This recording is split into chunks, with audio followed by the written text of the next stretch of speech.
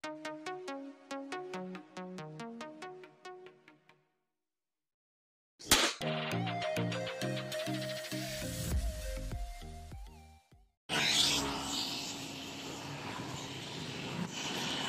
good morning. Welcome back to my channel.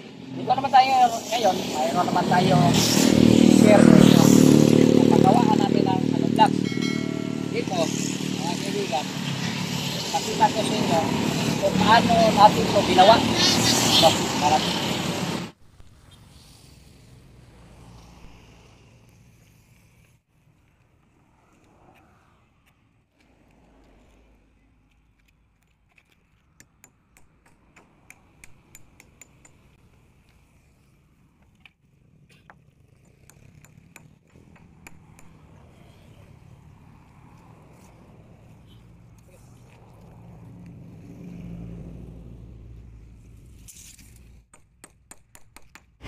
Ito mga kaibigan, dito sa amin temporary lang itong ginawa natin.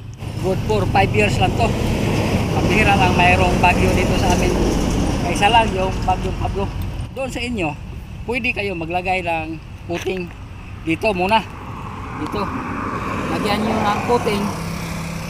At saka dito, lagyan nyo ng puting. At saka dito. Dito, kapag palaging bumabagyo doon sa inyo. Pero dito sa aking ginagawa, ang kaibigan, ipapakain ko to sa aking flooring, yung parang puting natin. Sinasabi ko na hindi man malakasan ang bagyo dito sa amin. Ito lang ginagawa ko kasi nagririnta lang kami dito ng pwesto. Hindi ko to patitibayin ng masyado kasi good to 3 to 5 years lang to mga kaibigan. Ito ang aming pagawaan ng hollow blocks dito.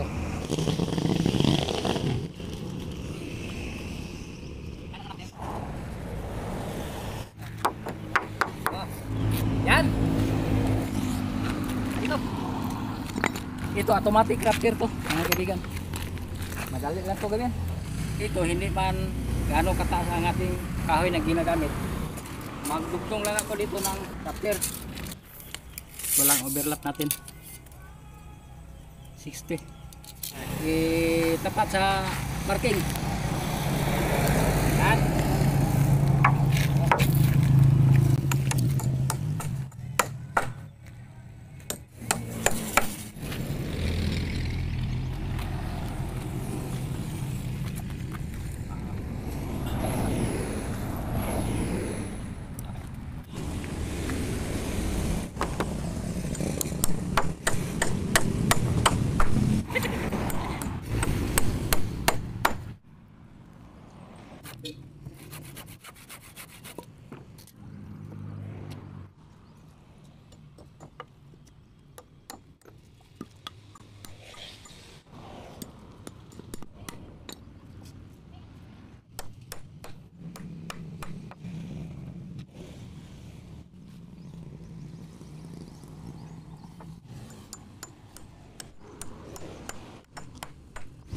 Ito, okay na to, nasa labas ang block kasi wala man itong wall, open to.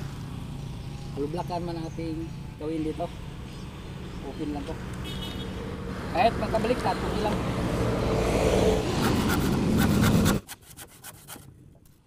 Ito mga kaibigan, sa nakita nyo, hindi na tayo nagbalagay ng material dito kasi mayroong existing flooring. At saka hindi man to bahay na kailangan i-eskwalado masyado. Parang temporary man lang to na ginagawa natin. Pagawaan lang to ng hollow blocks.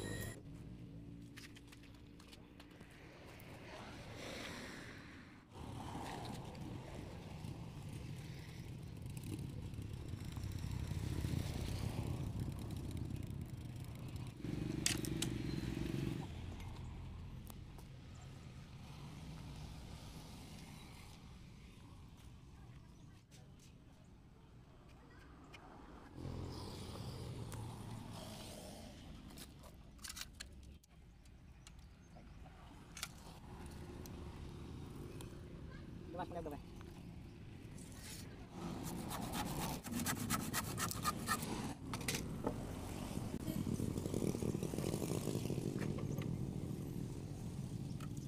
Kasi malalim dito ng 30 cm. nga natin ng 30 kasi malalim dito.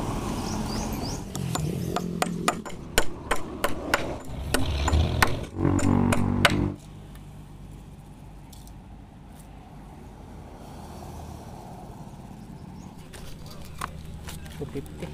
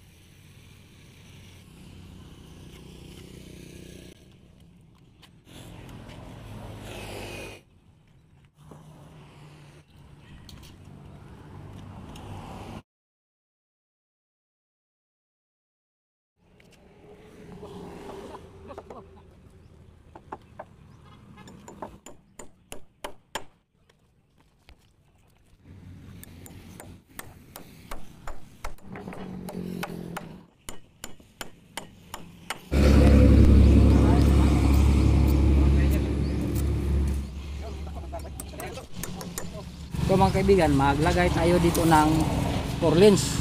Lagyan natin ng stopper para hindi na tayo masusukat doon sa ibabaw.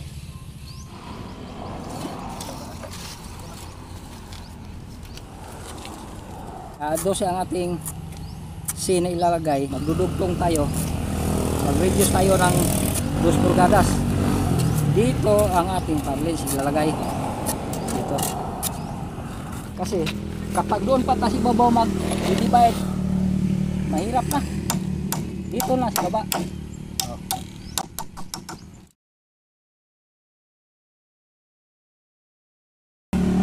345.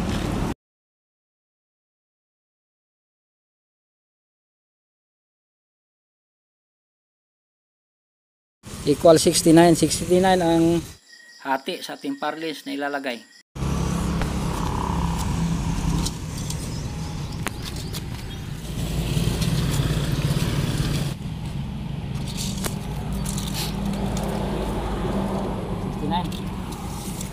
Dito tayo maglagay ng purlins para hindi tayo mahirapan.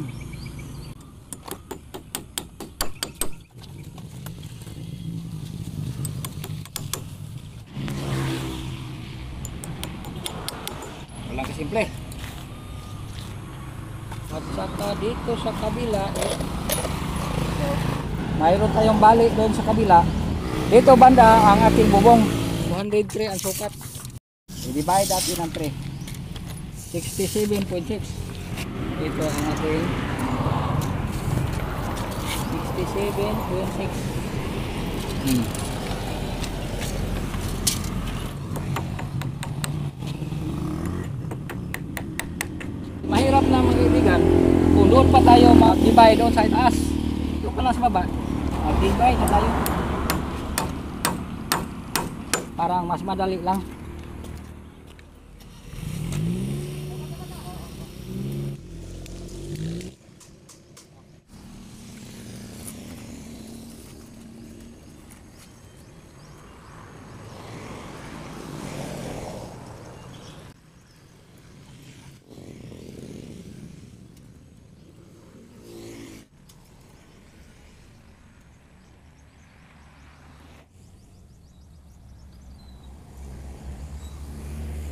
Ito mga kaibigan, sa nakita nyo, hindi na natin to binauna ng istaka kasi nakasimbol naman to ang ating Raptor.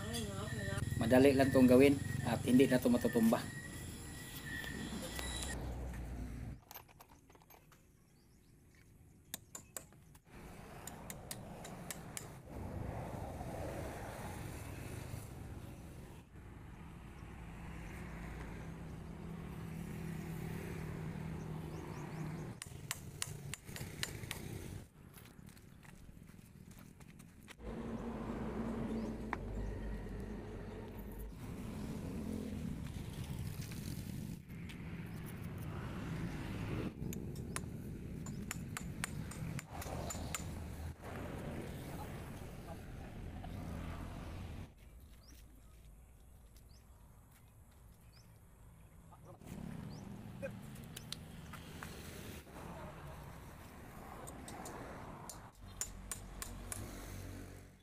Hello, shout out naman tayo sa ating mga kaibigang supporters. Sina Rizaldo Lastimoso, Dix TV, Artman TV, Roberto Munisa, Bim Explorer.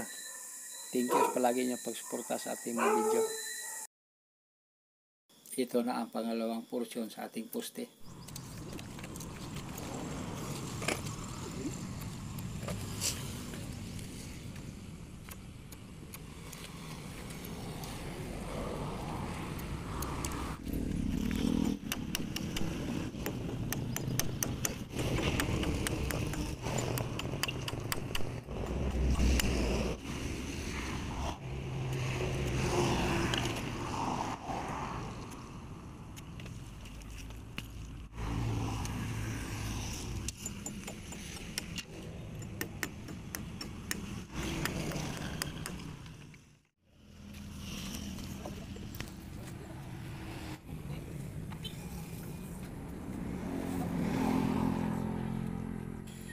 Ito mga kaibigan, baka magtanong kayo sa akin o ilang sukat ang layout natin dito sa ating ginagawa. 16 by 16 feet to mga kaibigan, ating ginagawang paggawaan ng blocks.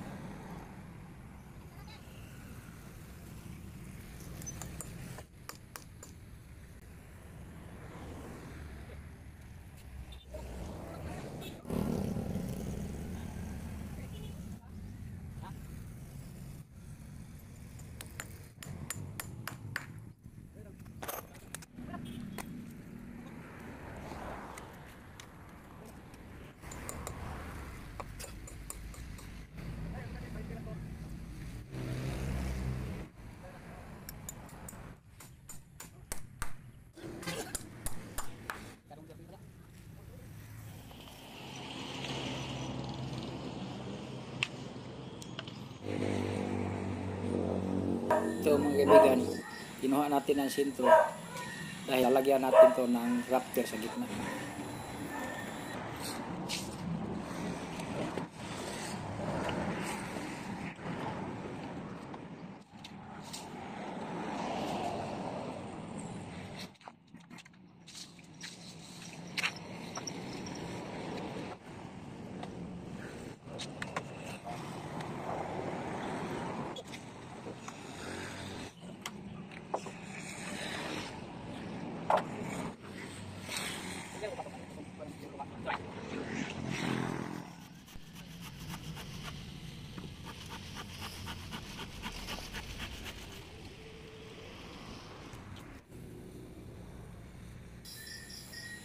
Ito, hindi natin ipakita lahat paglalagay natin ng 4 lanes kasi alam na this.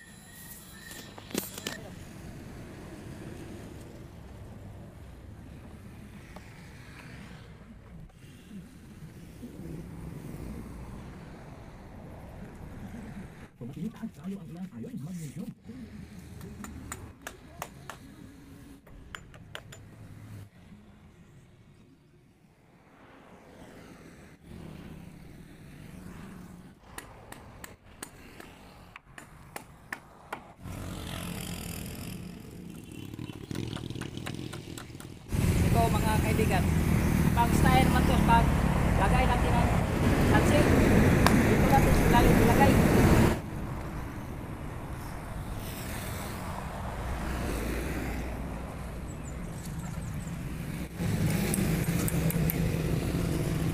Dito natin sa ilalim ilagay at magsusukat lang tayo. Kasi hindi natin maiwasan, baluktot ang ating parlins. Ito lang kasimple, dito natin ilagay, parang hindi tayo mahirapan pag lagay ng bubong.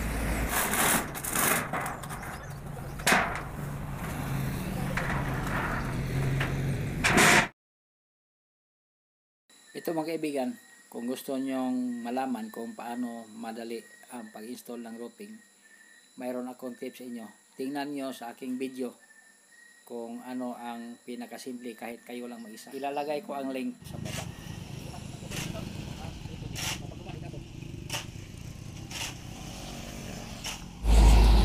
So ngayon mga kaibigan, makita ko sa inyo ang sitwasyon dito sa aming niritahan na pwesto. Kapag maggawa kayo ng halugak ng kaibigan, kailangan nibilado ang ating flooring kaibigan, isa to sa mga dahilan na hindi pantay ang ating hollow blocks. Pakita ko sa inyo dito, parang maganda ang resulta sa ating hollow blocks dito. Papailan natin kasi hindi maganda tong flooring dito. Karwas ito noon mga kaibigan.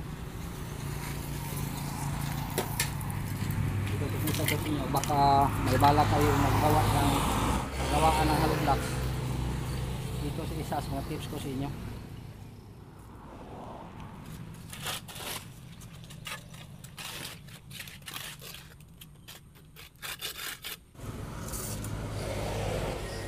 Ito mga kaibigan, ang aking paraan dito sa paglalagay ng tansi, lagyan natin ng pako para mahigpitan natin ang tansi paglagay. Kasi kadalasan maglagay ng tansi, doon lang sa tansi itatali, hindi yun mahigpitan natin pagtali at hindi maganda ang resulta sa ating flooring.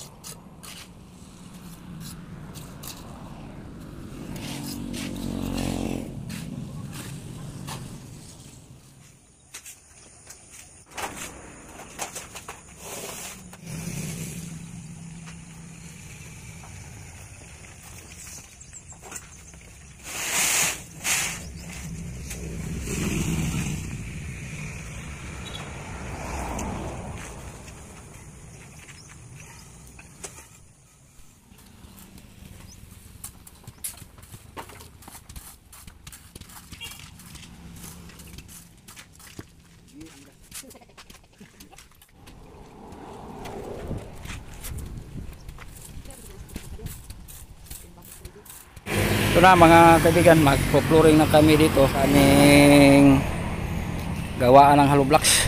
Ito ngayon, pakita ko sa inyo, pinaka-importante dito mga kaibigan, yung pantay ang ating flooring sa hollow block kasi parang hindi matabi.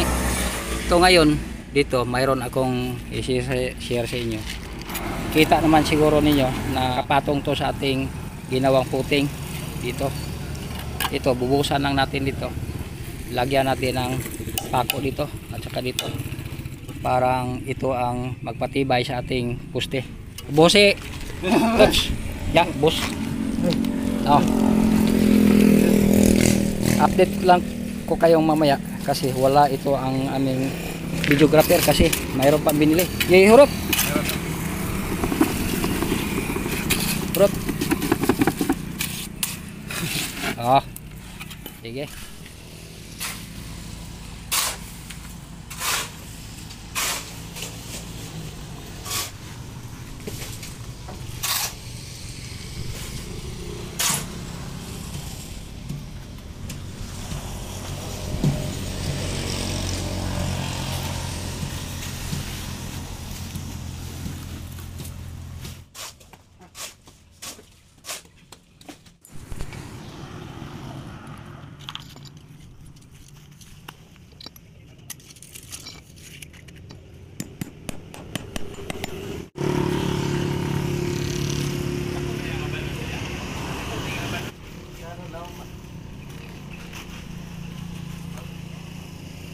Ito mga kaibigan ang pinakamagandang paraan sa paglalagay natin ng tansi. Kailangan hindi malayo, parang hindi lubak-lubak ating flooring. Pinaka-importante ito ating paggawa ng hollow blocks, parang hindi tabigi ating hollow blocks. Straight siya. Ito ang ating sekreto.